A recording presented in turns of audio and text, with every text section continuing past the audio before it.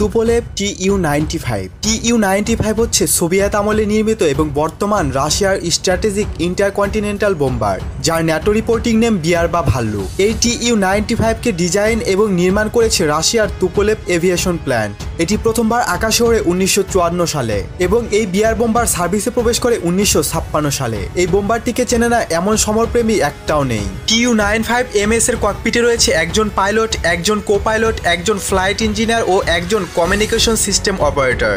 সাথে রয়েছে একজন নেভিগেটর, একজন টেইল সাইড গানার এবং কিছু সময় একজন অতিরিক্ত নেভিগেটর বা প্যাসেঞ্জার, যেখান থেকে অপারেশন কন্ট্রোল ও নতুন ক্রুদের ট্রেনিং করানো হয়। TU-95 বিয়ার বোম্বারের অস্ত্র ভান্ডারে রয়েছে এক বিশাল ওয়েপন্স বে। এই বোম্বার বিমানটি 6টি KH-55 grenade nuclear armed long range cruise missile বহন করে, যেগুলোর রেঞ্জ 3000 কিলোমিটার। এছাড়া এর বম্ব বেতে ড্রাম বম বহন এবং ড্রপ করা যায়। তাছাড়া এর পরিবর্তে 14টি KH-SD অ্যান্টিশিপ মিসাইল, যার রেঞ্জ 600 কিলোমিটার, অথবা 8টি conventionally armed KH-101 airlines cruise missile বহন করা যায়, যেগুলোর রেঞ্জ 3000 কিলোমিটার হয়। এর পিছন দিকে রয়েছে একটি গান কম্পার্টমেন্ট, যেখানে রয়েছে 2 ব্যারেল বিশিষ্ট GSH-23L ক্যানন। এই বোম্বার এয়ারক্রাফটটিতে সেন্সর হিসেবে রয়েছে একটি করে ওয়েদার রাডার, নেভিগেশন এবং বোম্বিং রাডার। এর নেভিগেশন ও বোম্বিং রাডার খুব সূক্ষ্ম অবজেক্টও ডিটেক্ট করতে পারে। এছাড়াও এতে আপগ্রেডেশনের মাধ্যমে উন্নত jammer, radar equipment, electronics warfare equipment ইত্যাদি সংযুক্ত করা হয়েছে।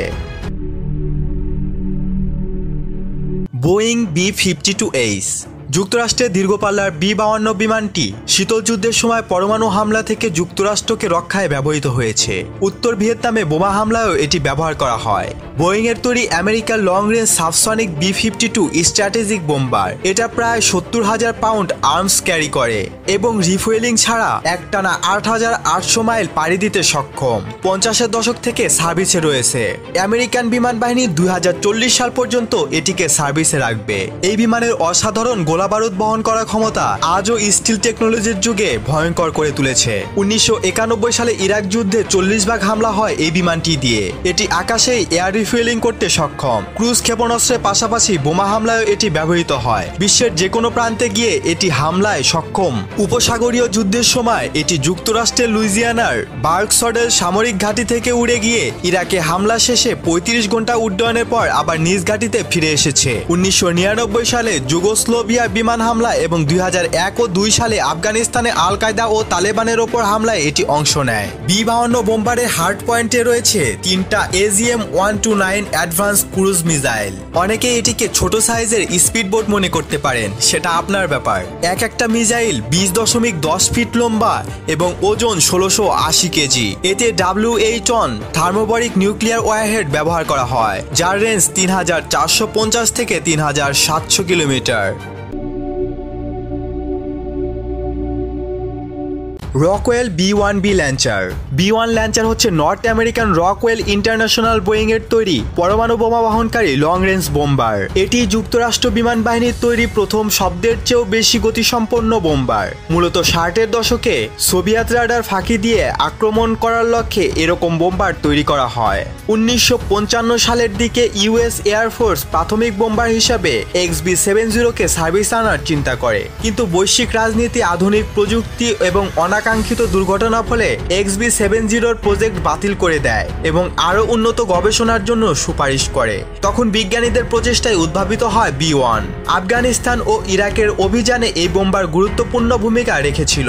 ধারণা করা হয় এটিকে 2030 সাল পর্যন্ত সার্ভিসে রাখা হবে এবং পরবর্তী প্রজন্মের বোম্বার দ্বারা রিপ্লেস করা হবে। এক নজরে দেখে নিন এর সাধারণ বৈশিষ্ট্য।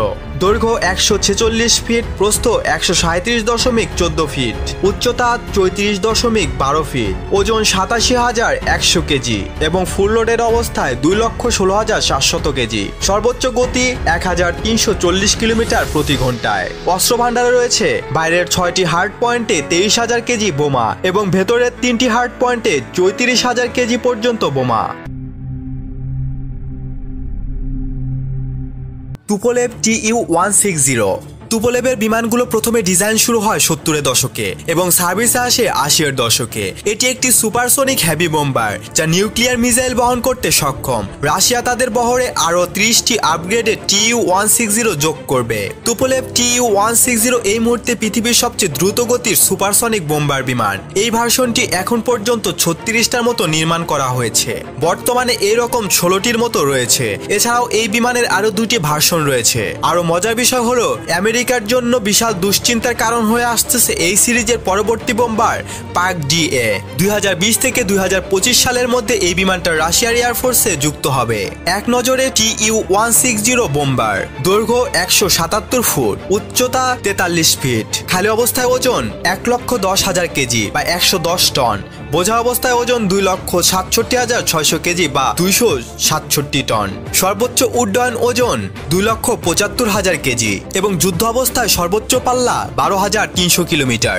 এই বিমানের 2টি ইন্টারনাল বেতে 40 টন বোমা বহন করতে পারে।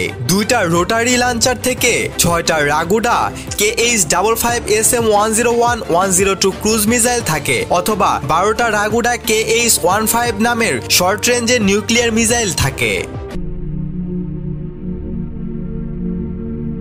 B2 স্পিড বোম্বার, এই বিমানটির সাথে নতুন করে পরিচয় করিয়ে দেওয়ার মতো কিছুই নেই। বিশ্বের সবচাইতে ব্যয়বহুল বিমান হলো B2 স্পিড স্টিলথ বোম্বার। এটি আসলে একটি আমেরিকান ভারী বোমারু বিমান যা তৈরি করেছে নর্থ্রপ গ্রুমম্যান। বিমানটিকে সহজে রাডারে শনাক্ত করা যায় না। একে নির্মাণ করা হয়েছে খুব বড় ধরনের আকাশপথের যুদ্ধের উপযোগী করে।